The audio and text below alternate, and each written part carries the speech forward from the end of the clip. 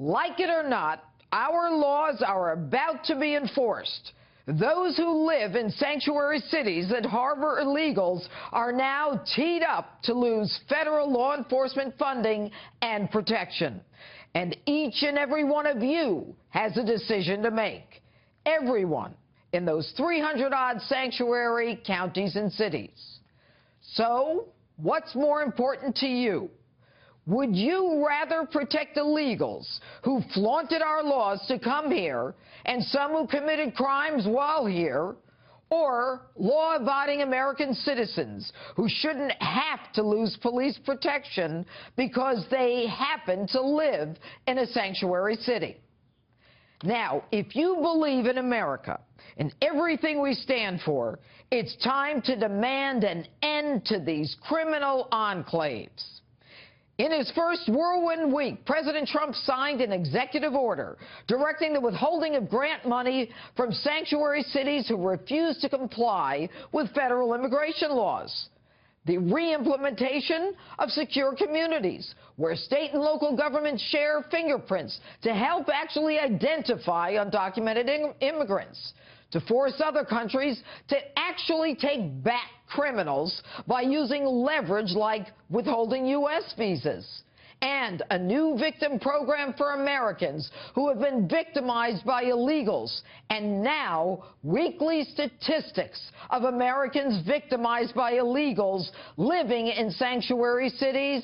And finally, an end to the Obama policy of catch and release at the border.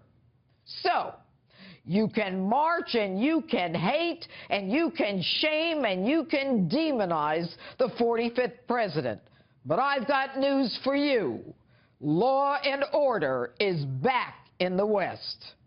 And namby-pamby liberal mayors like de Blasio in New York, Ed Lee in San Francisco, and Rahm Emanuel in Chicago, who say their policies simply improve relations between the immigrant community and law enforcement, are now putting American citizens in jeopardy of losing law enforcement protection.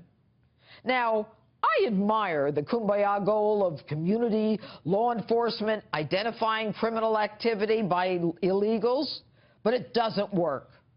32 years as a prosecutor, judge, and DA in a county of about 1 million tells me otherwise. Case in point. An illegal beat up and robbed every Friday, every payday. I never heard a word about him. I only found out about him when his illegal immigrant robber finally killed him, brutally. He was more afraid of the illegal than he was of the police. So, if you're an illegal and friends with a local cop and you don't get deported, great. But that doesn't mean that you're going to rat on another illegal. Do you really think that one illegal is going to turn in another illegal, especially when they both live in a sanctuary city? The victim knows that the criminal illegal is only going to be cut loose anyway. The sanctuary city promised not to deport him and the illegal. And an illegal smart enough to avoid apprehension to get here in the first place knows that the criminal illegal has a sanctuary haven forever. So why even have a sanctuary city in the hopes of improving relations when an illegal is more afraid of the other illegal than he is of the police, and so is never going to risk turning in another illegal who will be free to come after him? The whole thing is a farce. And by the way, for those of you who want to protect illegals and get them to cooperate with law enforcement, you don't need a blanket sanctuary city. The law is already in place. It's called a U visa. I used it as DA. If you're illegal and you want to report a crime, this is a visa that protects you and allows you and your family sanctuary from deportation. It's already the law. So in the end, sanctuary cities are safe havens for criminal aliens and not their innocent victims, legal or illegal. Juan Lopez Sanchez, deported 5 times, a career criminal, the one who killed Kate Steinle, admitted he actually came to San Francisco because it was a sanctuary city. How many parents do we have to parade in front of you to show you the loss of lives by those protected by these liberal mayors? And now, Mexico gets in the mix, and they say that a wall and a crackdown on illegal immigrants is an affront to Mexico. Really? They actually want us to have sanctuary cities. I have an idea. How about Mexico pay a tax on the billions of dollars that are sent to them by the illegals working here? Or better yet, maybe Mexico should change their laws so that if you cross their border illegally, you aren't sentenced to 10 years in jail. And what makes Mexico think they have a superior right to protect their sovereignty than we do? So enough of this benign-sounding sanctuary city nonsense that protects criminals. At what point do we stop the killings and the violence?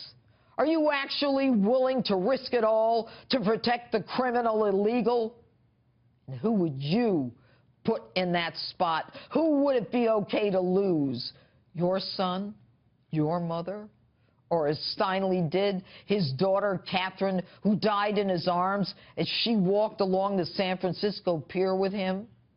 And to all those mayors like de Blasio in New York, like the ones in Los Angeles and D.C., who say they won't retreat as a sanctuary city, my question to you is this. Who put you in office? Who did you take an oath to protect? Do you understand that the first order of government is the protection of its citizens, American citizens? That's your job. So you have a decision to make. Are you willing to lose law enforcement dollars that pays for the cops in your city to protect Americans in your effort to resist the deportation of criminals who are here illegally? And that's my open. Tell me what you think on my Facebook page or Twitter, #Judge Jeanine.